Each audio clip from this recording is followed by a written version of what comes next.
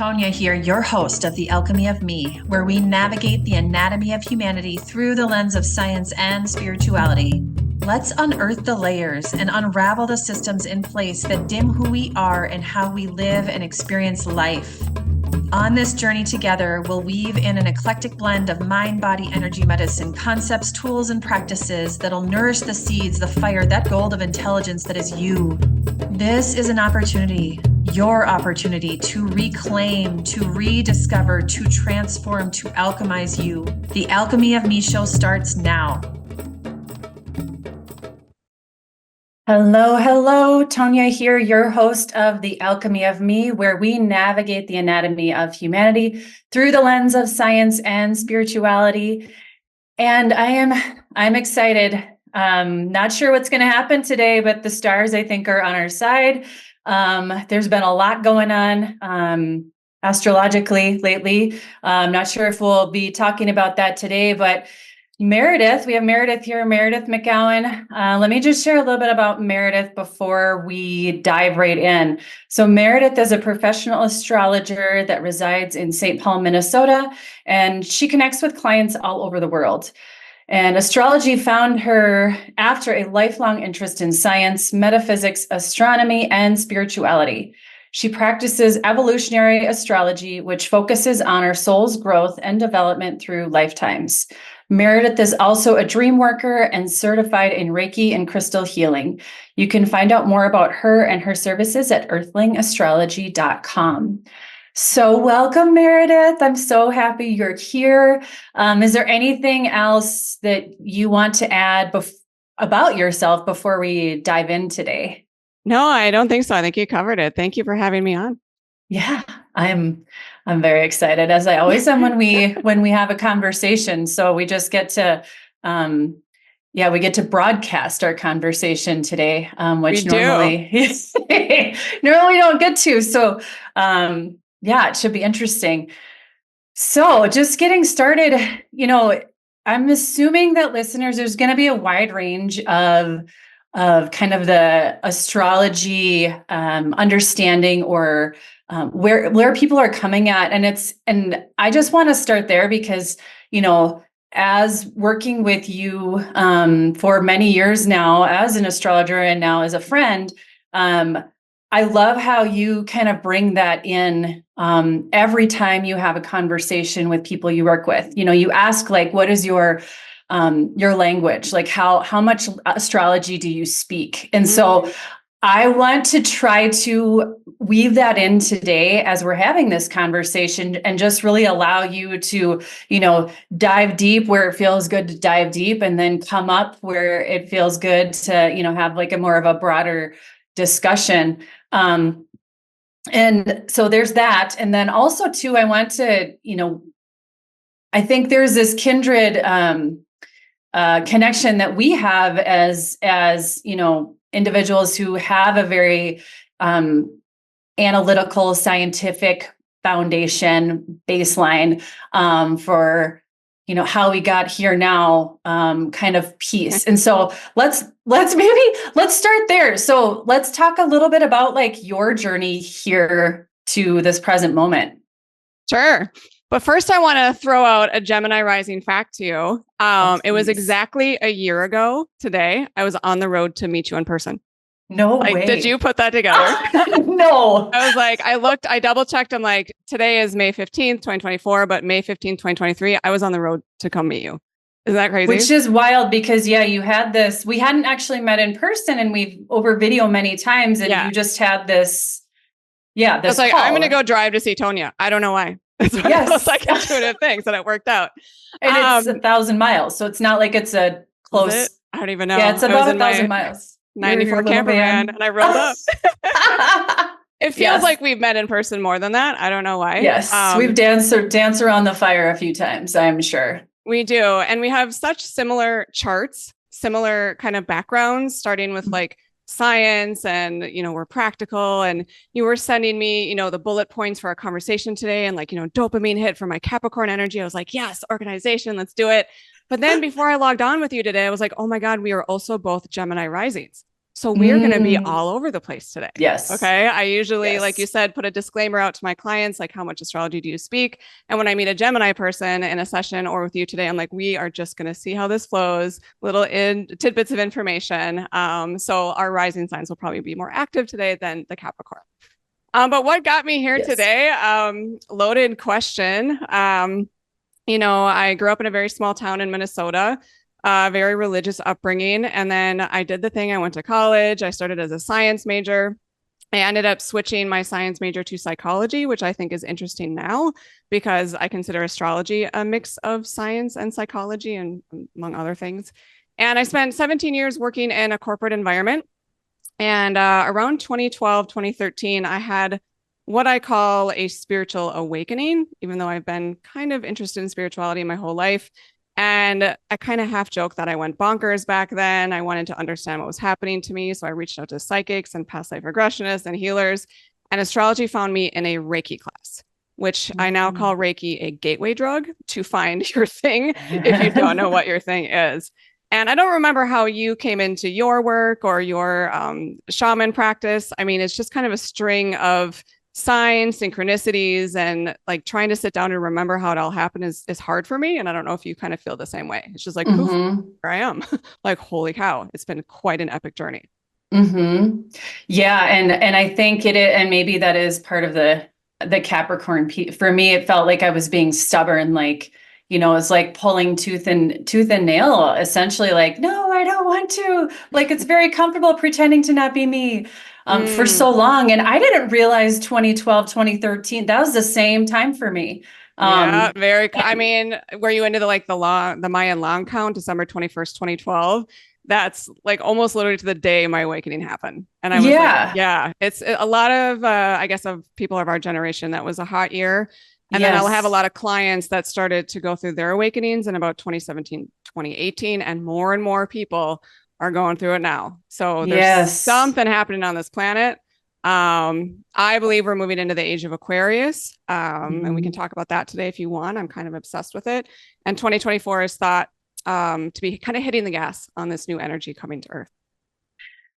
Yeah. And I just want to, so I think it's funny that you mentioned the bullet points. I literally do that in order to keep myself in check, but I don't ever follow. I don't follow it because it's more of like hey, there's a lot we're following in order, but we know we're not going to. So it's our safety net. So, Capricorns crave structure. And I always say, I want the bones of my day. I want the bones of the conversation. And we're kind of organically fill it in. So whether we follow the bullet points or not, like I said, I still got that dopamine hit. When you sent me that email, I was like, all right, it's like our safety net. Does that make sense? Check. Yes, I did. Look what I did.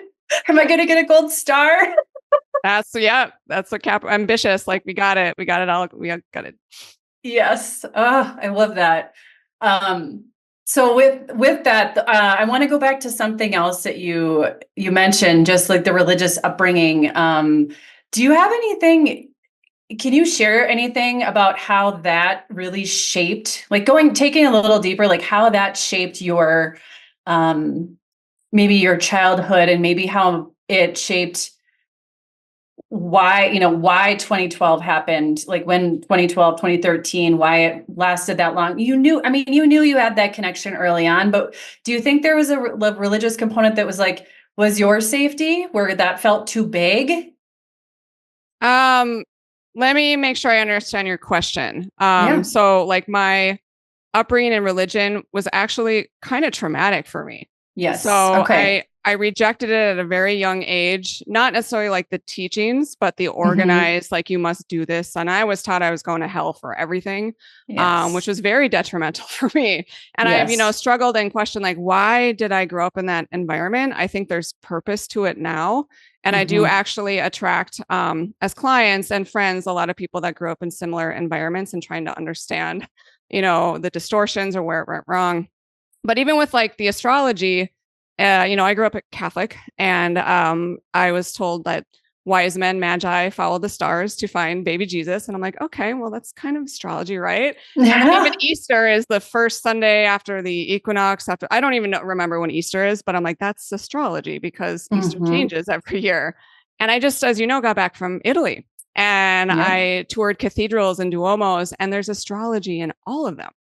So I don't know why I was taught astrology is the devil's work and there's such suppression of this information, even though there's clues everywhere that even in churches. So I'm not sure if I answered your question or if I quite understood it. Oh, But you did. okay. No, you did answer. You answered, and I think, which I didn't realize this either, that this is another similarity that we have. I had a very traumatic, in a very odd way, just religious upbringing, but not forced. It was almost like it was there, and I see now, as a 42-year-old, that I needed it at that time. Not the organized religion, but really, it was a foundation. It was a foundation that really was supportive, but also like I didn't understand like how I had to go through a certain channel in order to connect with God and my belief system. Like that didn't make sense to me.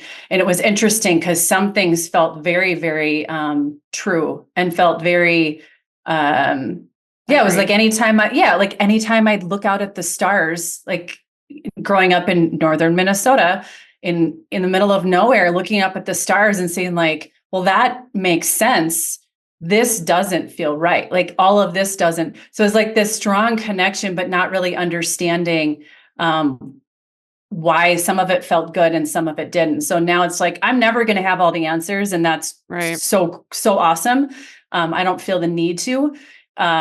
But I do have that strong foundation and understanding. And I think I do get a lot of clients that come in who've had a similar, upbringing.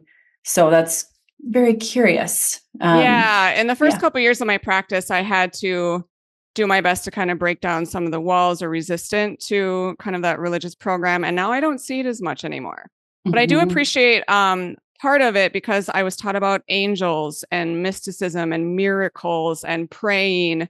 And I have that greater understanding, but I also grew up in the 80s. So there's a lot of mysticism in movies, as well. So I always resonate with the angels. And like you said, you picked out certain things as well. I think that did resonate with growing up religious, but most of it, my little body rejected. And I still don't know why. But yeah, I did not absorb the belief system that my parents did. That's interesting. So I want to just to wrap this piece up, because I think that for me more recently, it's that alignment where it's like when something is in alignment or resonates and there's that resonance, those are the things that feel good. So it's, the pieces that have been altered maybe were the stories that were altered in order to create I don't know if it's like there's an agenda hidden behind it, perhaps that doesn't feel good. Right. And so it's like, for me, it's like, it's coming back inside and into ourselves, but also it's aligning with everything because it's the start. I mean, it's all connected. We're all connected. And what I love, so transitioning here a little bit to the science of it and why I think you as an astrologer, I have connected so deeply with is because you have the groundedness, where you bring the stars in, but there is a groundedness to your approach. And so do you want to kind of transition there? Do you want to talk a little bit about how you approach astrology as an astrologer? Sure. Yeah, I do. I think really apply the scientific method, which is what? Data, observation, repetition. And I have 7 years now of professional practice to do that, getting data from my clients, observing them. And that's what science does, right? I don't want to read in a book and say, oh, this is Taurus, blah, blah, blah. Like this is true for every single person that has this Taurus placement. I don't think that's true. So I do like to interview a lot of my clients too. That's how I first started, was like interviewing people about their chart instead of reading for them.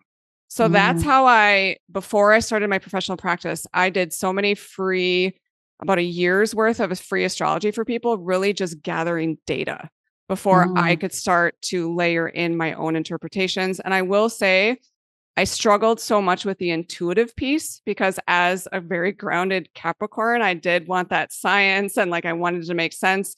And intuition is not logical.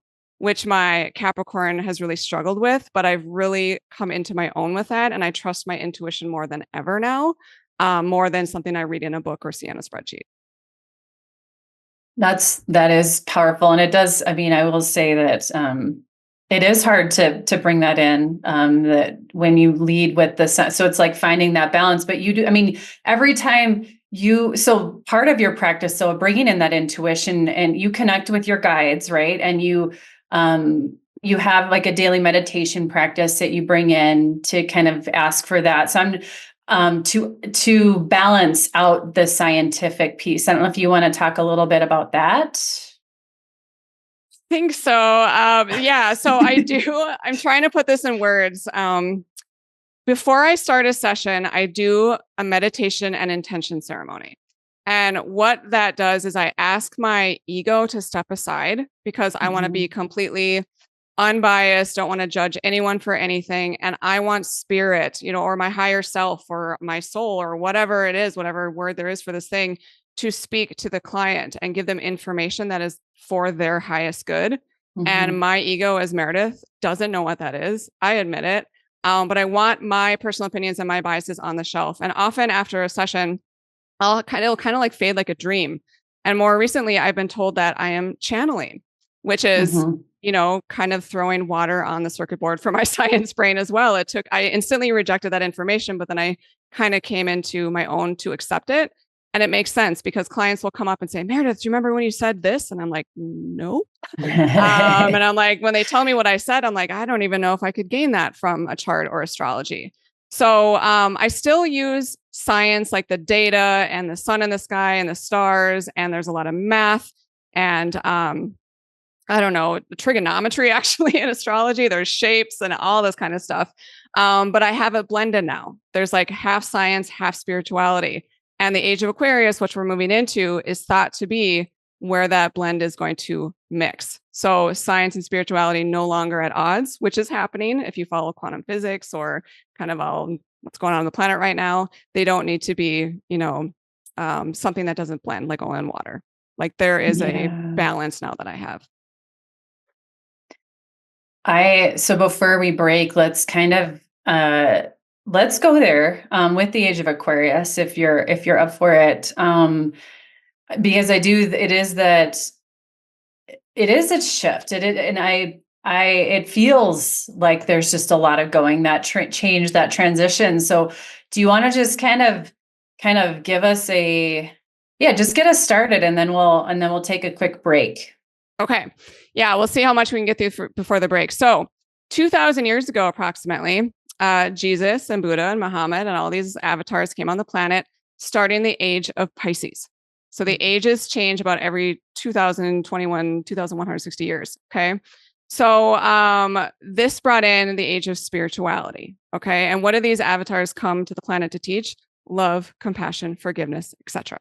Okay. And I'm kind of saying like now, maybe it took us 2,000 years to figure out and understand these messages because as we all know, the world has gone kind of crazy in the last couple of years. And for anyone listening with a lot of Aquarius in your birth chart, I bet money that you feel something like something's coming and this is benevolent. I don't want to scare anyone. I'm excited for what happens next on this crazy space rock.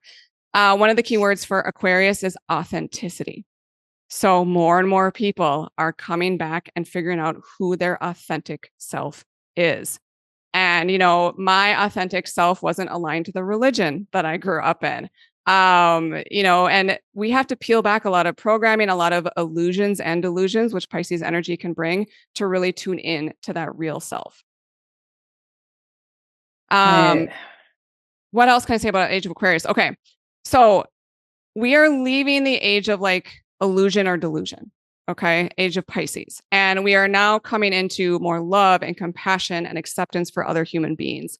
I love the glyph for Aquarius because it's like two zigzaggy equal signs. So even if we don't have the same opinions, we don't have the same belief systems, hopefully we can still find equality and all get along, even if we get along from a distance. Okay. Aquarius also rules technology. So AI is kind of exploding. Like who knows what's going to happen with that? It's also an androgynous sign. So a lot of like gender issues coming up, especially in the US. So just more and more evidence that there is a shift to the age of Aquarius on the planet. Oh, that's a lot. Just covered 2,000 years in a couple of minutes. So, no, I'm excited to continue to unpack that a little bit, because I do think there's a lot of nuggets in there that we can kind of provide to listeners and on how to get excited about it, because it is exciting. It's not, we're moving out of fear and into love. Oh, yes. 100%. Yeah. Amen for that. Moving out of fear is scary. It is. So scary. It is scary because fear that's all has we've been our known. Comfort zone. Exactly. Yes. Yeah. Yes. Okay. So let's pause for a moment here. And before we do that, Meredith, do you want to just let listeners know how to best get in touch with you? You can find me at earthingastrology.com, my email and phone number to text me. And I'm on all the social media sites. I do try to respond to every single person that does reach out. I will say my books are closed right now. But if you do want to book an appointment, just hit that on my website and you'll be brought to a waitlist icon. So if you do want to read with me, I suggest signing up for that waitlist and I will contact you as soon as my books open back up. Thank you, Meredith. We will be right back.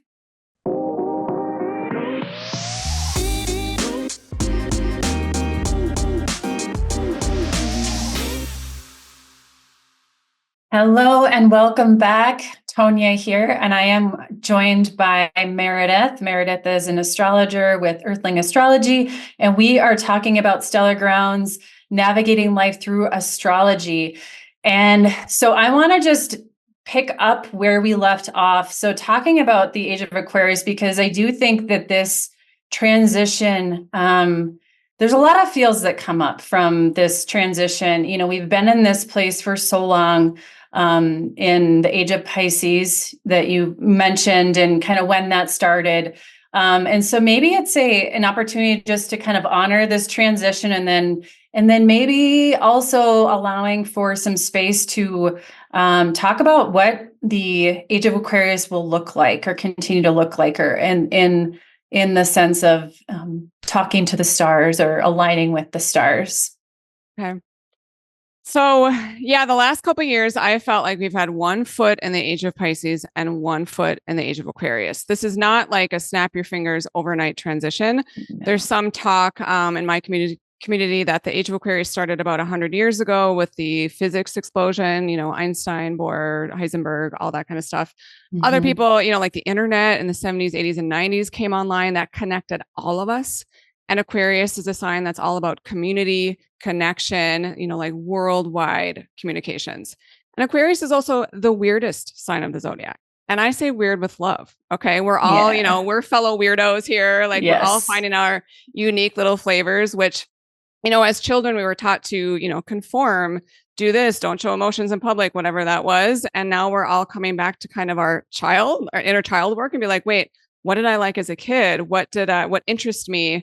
Even though I was being guided to do this instead, right? So peeling back this watery Pisces energy, like pretending to be someone we're not, going through the motions like a zombie, that's all ending right now. Besides me and you, I bet, Tonia, many people leaving corporate environments or leaving relationships that don't feel authentic. And it can be quite unraveling. As you awaken to who you truly are, it can be so uncomfortable. Just like waking up in the morning, you don't want to do it, but it's so important to do it because it brings more alignment, more heart opening, more empathy, more compassion. And Aquarius is also a very humanitarian sign, wanting the best for everybody, not hoarding wealth or, doing things for selfish gain. That's not Aquarius's jam.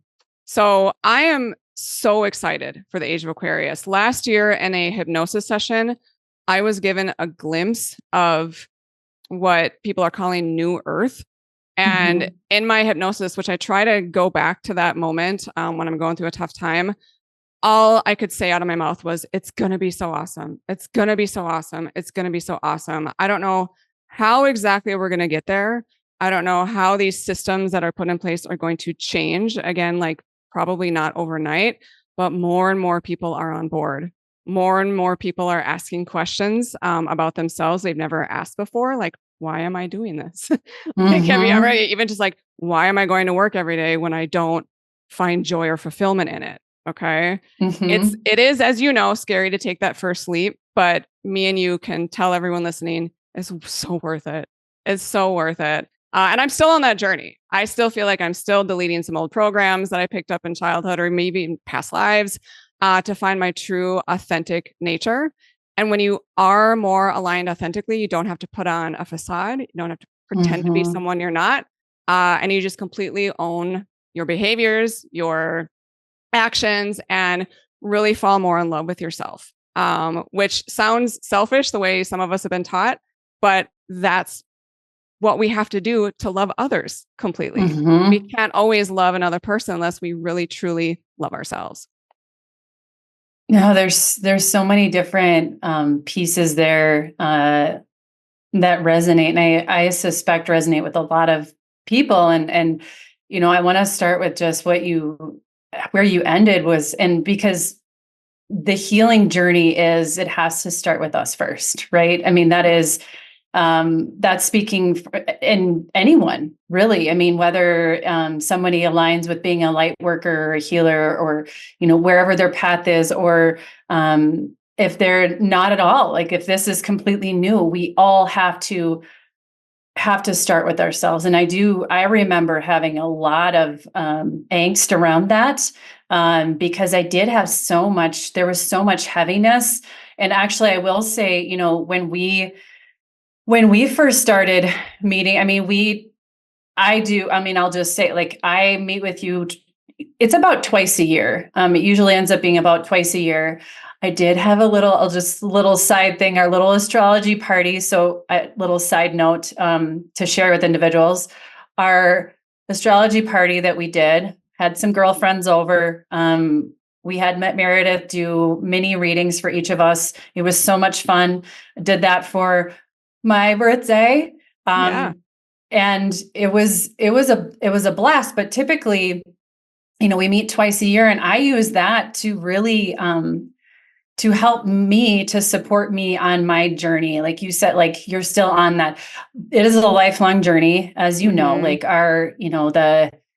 the peeling away the programming. We spent our entire lifetimes with the programming, and, thousands of years of the programming kind of in our DNA. And so we cannot expect ourselves to unpack that shit overnight. Like it can't happen. And so it's allowing for resources to support ourselves on that journey. And so one of the resources I use is the information you provide to me on my chart, because I don't have, for some reason, as a scientist, I will share this. Like for some reason with astrology, I think it blows my mind, the stuff that can come out of it. Yes. Like every day my mind is blown and my science brain melts a little bit more. Yeah. I'm like, what?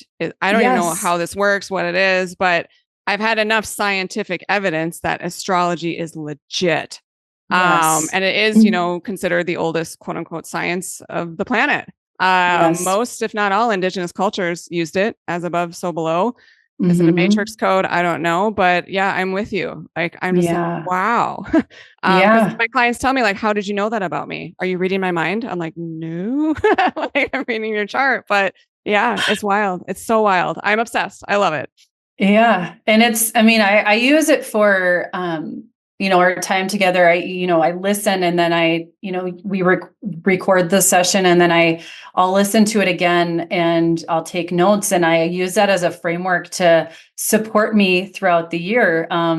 Whether it's, Pluto is amplifying everything. I mean, there's literally only like 3 things that I can speak to. It's hilarious, like how very little my astrology speak is, but there's certain things that really stick out that have, for me, because you meet me where I'm at, I'm able to pull that in, and like from a business perspective, I use it for business. I use it to support me. And if there's a lot of transitional things or a lot of heavy stuff going on in my chart, I'm probably not doing a lot of creation.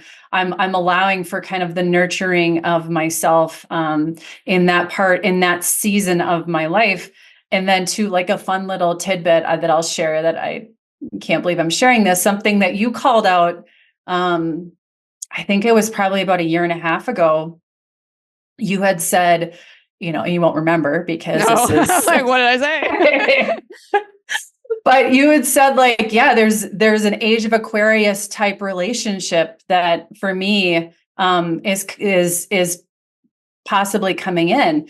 And it's very, and I remember you saying that and my brain was like, no. She's like, Meredith, you've been spot on with everything, but you're so raw. Like I couldn't quite handle it. And then, I sure get that. enough, That's what it was like when I was told I was channeling. I was like, nope. Yeah. Like instant rejection. Yeah. Not there. And then it was funny because then I literally, there was certain words, which I won't share, but I was like, oh my gosh. Yeah. So then I of course meet my partner, on this pilgrimage in Peru last year. And so it was just kind of Aquarius partnership.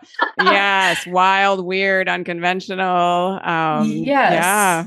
Yeah. Wow. So it's just kind of funny because it's like all of these weaving, even like parenting, how to parent my very deep, emotionally connected age of Aquarius child. Like there's all of these pieces that you have brought in for me that I think have been very supportive. And, just thinking back to the days of when I was, little and reading my horoscope. I'm a Capricorn. Yeah, that doesn't really cut it. There's so much I thought more. Astrology was in the 80s. I was like, I'm a Capricorn, I'll read that. But I didn't know what it was or what it meant. And speaking on the parenting with astrology, I think that can be so helpful. If you understand and peel back the onion layers of your own child, what's going on in their inner workings and kind of understanding the energies that they have at their disposal can really help a relationship with a child. And even getting to know your own chart and getting to know yourself better can help you, have deeper relationships with other people. Astrology really helped me have compassion for everyone because I spent so much of my life in victim mentality, which is age of Pisces kind of energy that's dying. More and more people, you got to do the work to get out of this victim mentality, which is not easy. It's very hard. But I used astrology to help me with that. It's like, oh, this is what this person's got going on. They're not showing me if I can just see their chart. And I can also understand like, oh, what's going on with me today? I'll pull up my chart and be like, oh, Mars is on my chart. This is why I want to punch everyone in the face today. That kind of thing. Yes. No, it's an opportunity to meet people with compassion, I think, in a way that because you do see, because we're all going through our lived experiences and we all have our own things. Even just in like the being here right now. And then it's like, which planets, are working with us or making things a little more challenging. We all have our own, I love how I'm doing this, like this. That's a Gemini rising thing, by the way, talking with your hands. Is it really? Yeah, you can spot a Gemini on the street if they're talking with their hands like that. I have to stand up when I have conversations because otherwise I feel like I'm being restricted. Energy. Yes. Yeah. Are you fidgety too? Do you tap your foot and like pick your fingers, anything like that? Since my meditation practice has really helped to release that energy. I don't remember what it's called, but when you shake or tap your foot constantly. Yeah, I still do that. That's the Gemini frenetic energy. You don't do it anymore? No, I don't. But it's, it was a big, and I don't drink coffee anymore either. That's another, those two things. Okay. Yep.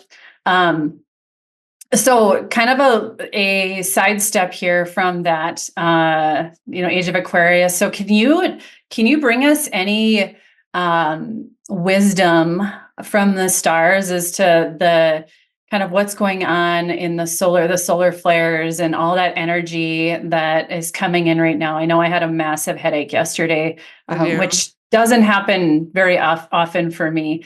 I'm just curious if there's anything that you can share with us.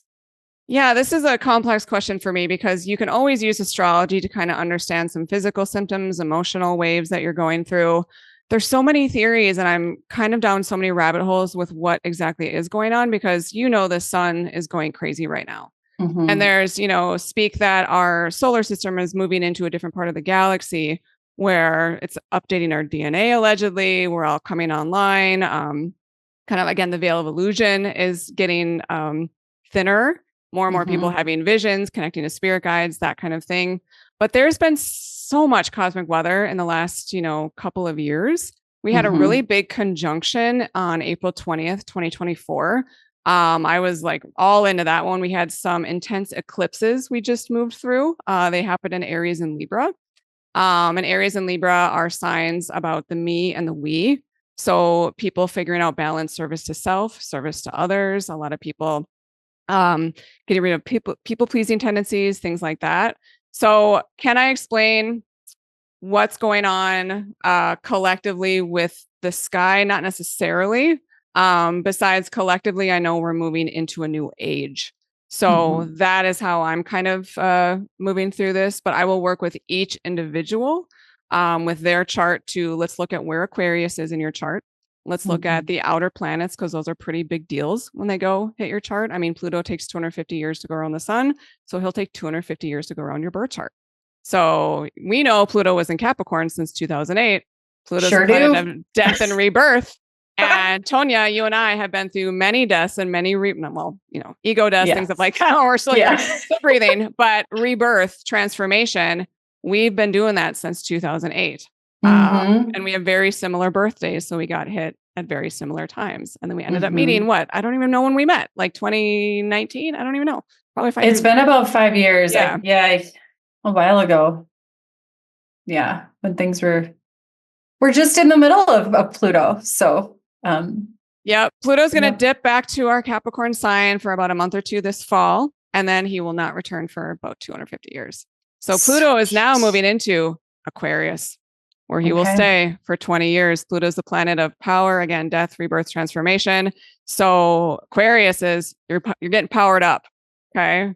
And I don't think Aquarius will have to go through what the Capricorns did, because we are older and more absorbed in programs than Aquarius is, who have been rejecting programs since birth. So I'm excited for Pluto's transit through Aquarius, because the next 20 years on the planet is really going to anchor in this new energy. Again, uncomfortable at first as we, transition into a new way of being, a new way of thinking, a new way of believing, a new way of trusting, and a new way of living, which I think most people on the planet are ready for. Yes.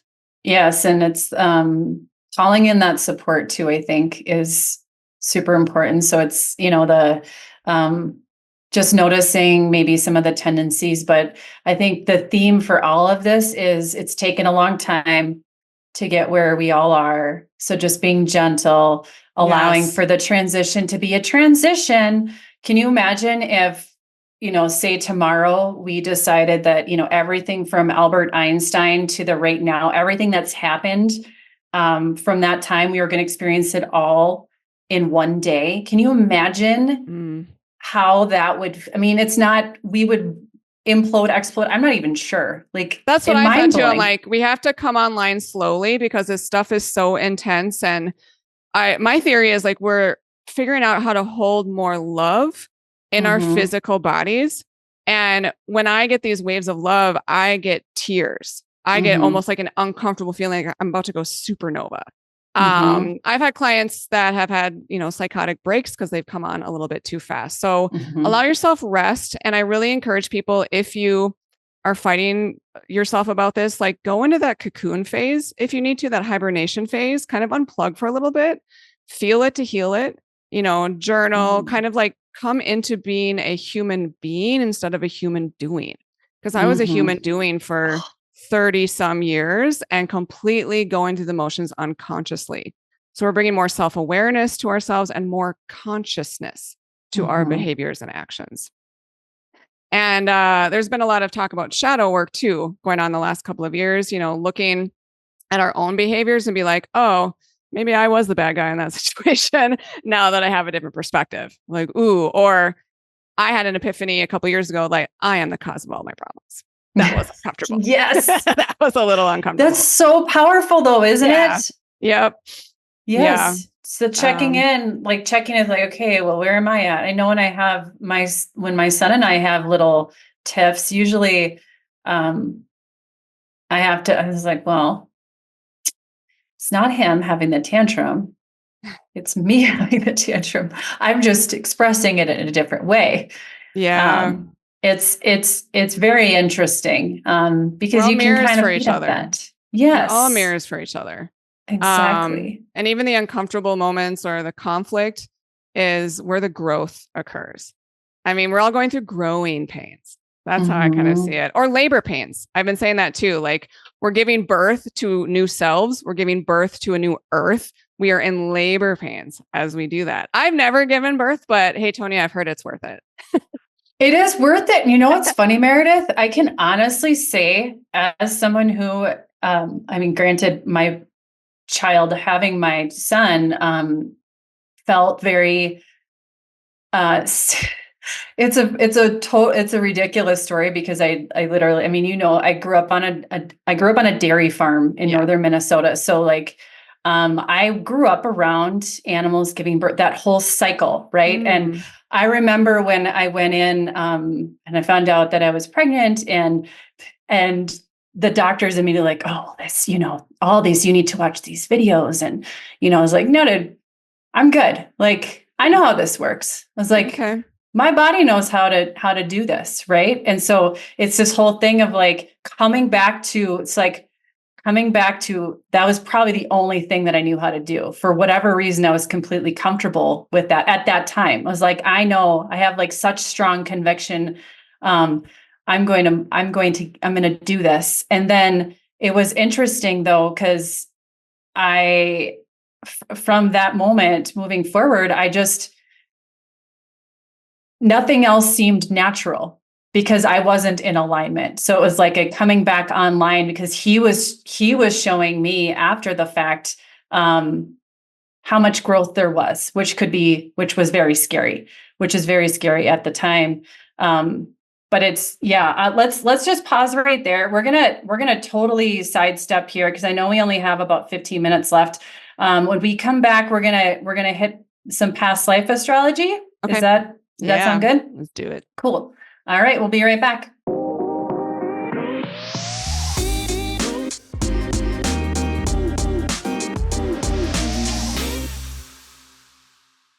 Welcome back. Tonia here with Meredith, and we are in the stars today. And as part of that, we're going to look at some past life astrology and kind of dive into that.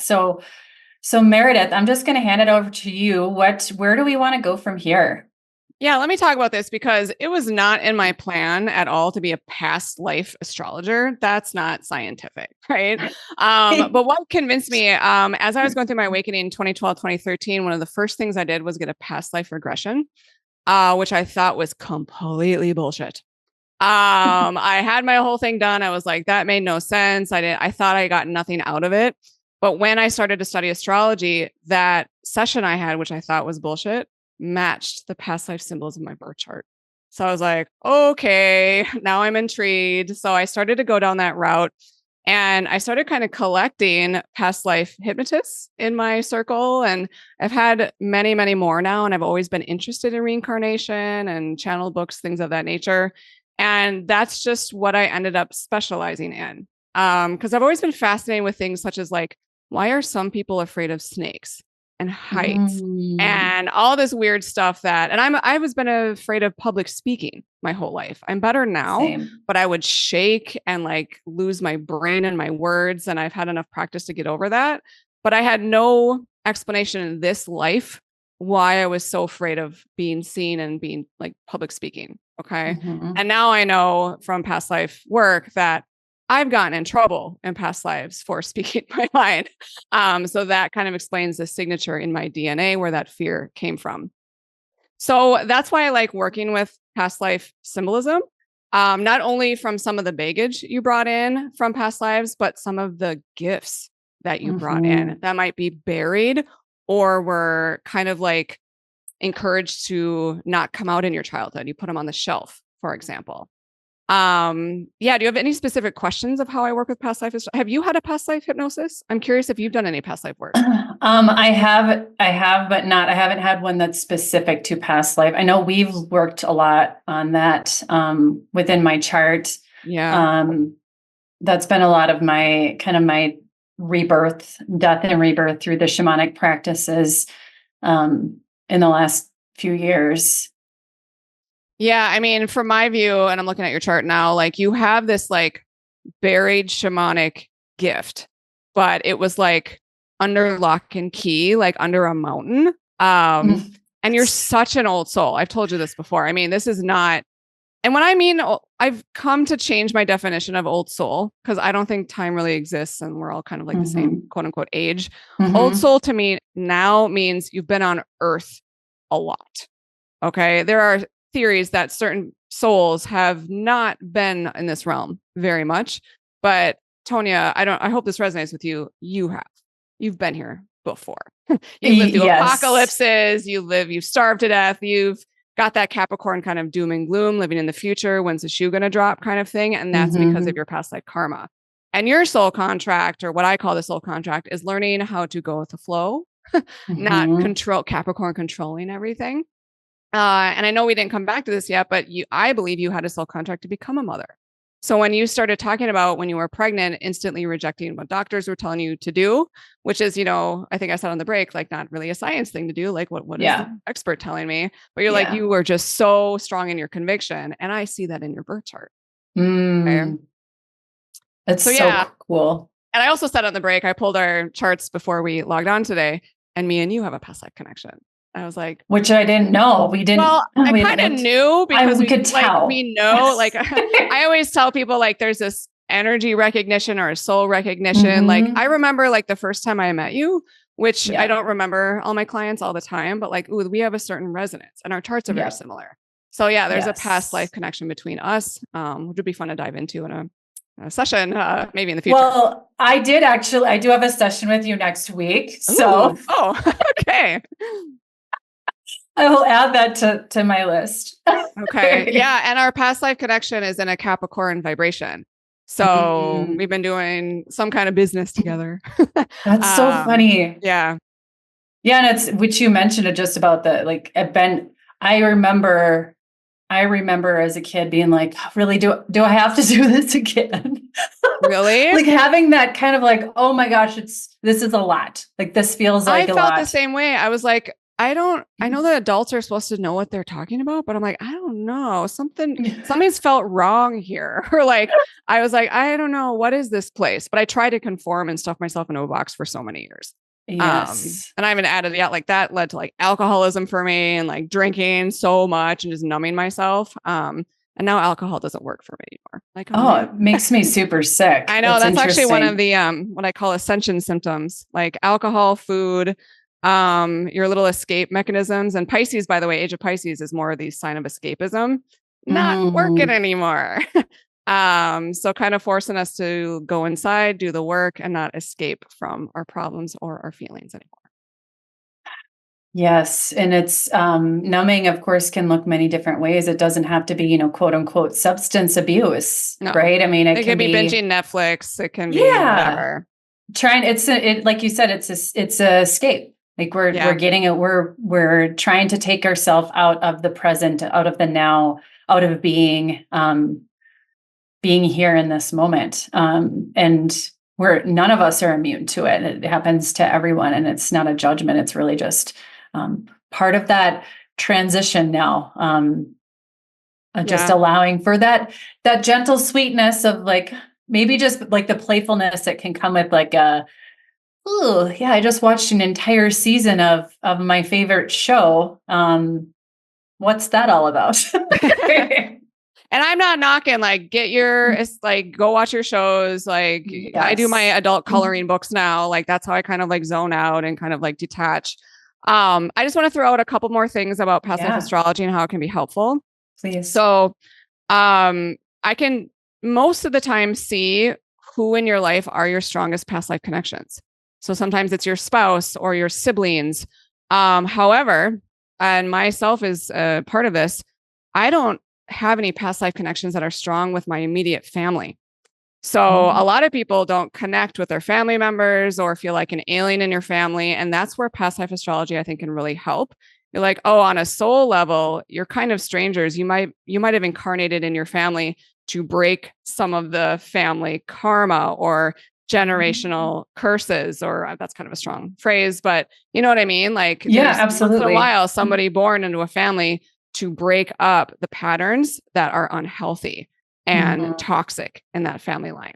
So another thing you can do with past life astrology, and I also recommend everybody get a past life hypnosis, because I can't tell who you were, when you lived, that kind of thing. I can just look at the symbolism and the themes of your past life, but not exactly what that life was. That's interesting, actually, because it's because I think I know for myself, like, I love my family so much, but yes, I've always felt, excuse me, I've always felt like I'm like the square peg in the round hole. And it's just, which is fine, but yeah, that's something we haven't looked at, and I'll be curious. That'll be something I'll add to the list for our next time together. And you're coming in next week? I'll have to look at I didn't notice that. Next Thursday. Awesome. Yes.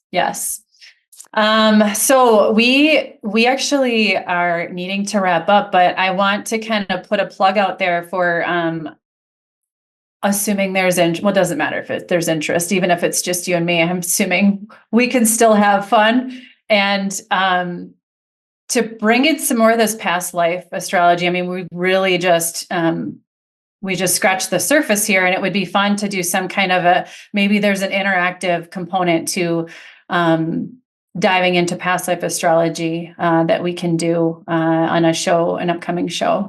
I would love that. Yeah. I can bring more stories, client stories, my own stories about past life, happenings and how they play out in this incarnation and what you can learn from them. Perfect. Beautiful. And one more time, Meredith, do you want to share, let listeners know how they can contact you?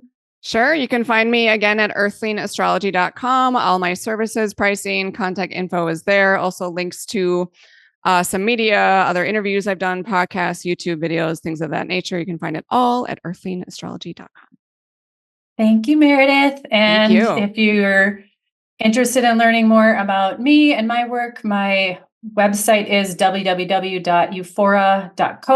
ufora.co. Thank you, and we will see you next time.